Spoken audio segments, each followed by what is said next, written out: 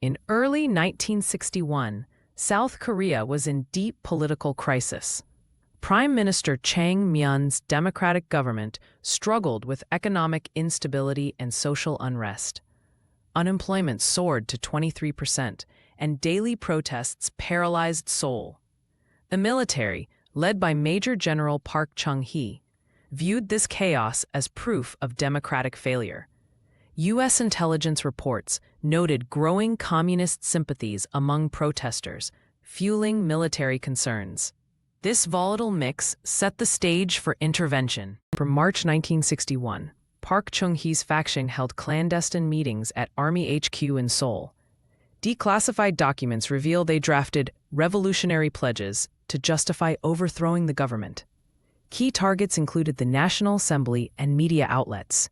The CIA later confirmed the plotters exploited U.S. fears of communism to delay American intervention. Their plan synchronized with military exercises scheduled for May 16th, a perfect cover for troop movements. At 3:30 a.m. on May 16th, 3,600 troops seized Seoul. Tanks from the 6th Corps blocked bridges, while infantry occupied KBS radio. Park's forces faced minimal resistance. Only 2 soldiers died. Declassified U.S. embassy cables show confusion among Korean commanders, with some initially believing it was a counter-communist drill. By sunrise, key government buildings fell without firing a shot. This surgical strike became the model for later Asian coups. At 7:00 a.m., Park broadcasted Proclamation No. 1 nationwide. The military declares martial law to rescue the nation from chaos. The decree suspended the Constitution and imposed curfews. U.S. archives reveal Ambassador McConaughey urged non-intervention, seeing Park as anti-communist. Within hours, 15,000 troops deployed across cities.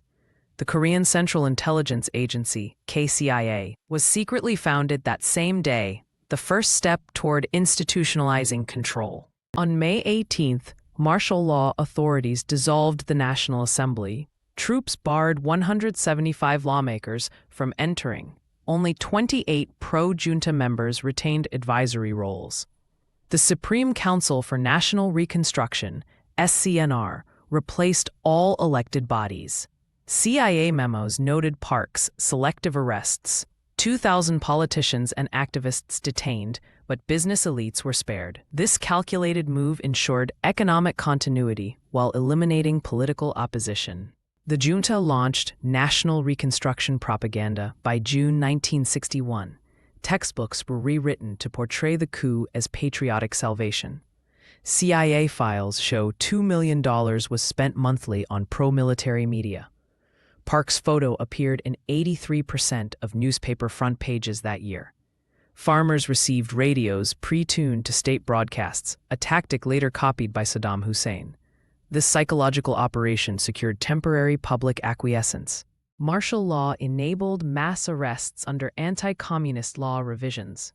Over 4,700 were detained by July 1961, including future presidents Kim Dae-jung and Kim Young-sam. Declassified KCIA manuals reveal interrogation techniques adapted from Japanese colonial police. Press censorship was absolute. 172 publications shut down. The U.S. turned a blind eye, valuing stability during the Berlin crisis.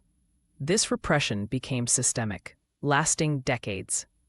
Park used martial law to implement 5-year plans starting 1962. The junta seized $200 million in private assets for state-led industrialization. U.S. aid increased to $3 billion annually, funding POSCO and expressways. Labor strikes became punishable by military tribunal.